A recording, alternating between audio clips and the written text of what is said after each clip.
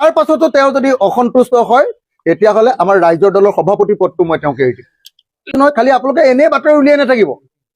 আমাৰ বিৰোধী পক্ষৰ এজন ডাঙৰ লিডাৰ তেওঁক বিজেপিলৈ যাব এইটো নকৰিব।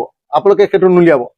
যদি দৰকাৰ হয় মই আকৌ কৈ দিলোঁ, যদি দৰকাৰ হয়, যদি কংগ্ৰেছত তেওঁ নাথাকেই তেতিয়াহ'লে তেওঁক আমাৰ গোটেই বিৰোধী দলবিলাকৰ আটাইতকৈ ডাঙৰ লিডাৰজন বনাই দিয়া হ'ব, আটাইতকৈ ডাঙৰ বিৰোধী দলবিলাকৰ। আৰু যদি তাৰ পাছতো তেওঁ যদি অসন্তুষ্ট হয় তেতিয়াহ'লে আমাৰ ৰাইজৰ দলৰ সভাপতি পদটো মই তেওঁক এৰি দিম। ৰাইজৰ দলৰ সভাপতি পদটো এৰি দিম। কিয়নো ভূপেন বৰাৰ নিচিনা এজন মানুহক, ইমান অভিজ্ঞ মানুহক, ইমান দিন ধৰি যুঁজ-বাগৰ কৰি থকা মানুহক, সন্মানীয় মানুহক আমি কেতিয়াও এনেকৈ আঁতৰি যাবলৈ দিব নোৱাৰোঁ।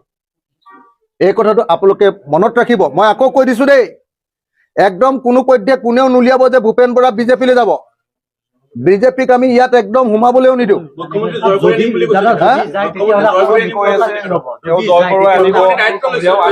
আৰে কেলে যাব?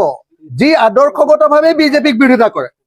এতিয়া মোক পৃথিৱীখন যদি হিমন্ত বিশ্ব শৰ্মাই দি দিয়ে, মোক যদি বোলে মুখ্যমন্ত্ৰী পদটো দি দিম, তই আহ, এই বুলি ক'লে মই বিজেপিলৈ যাম নেকি?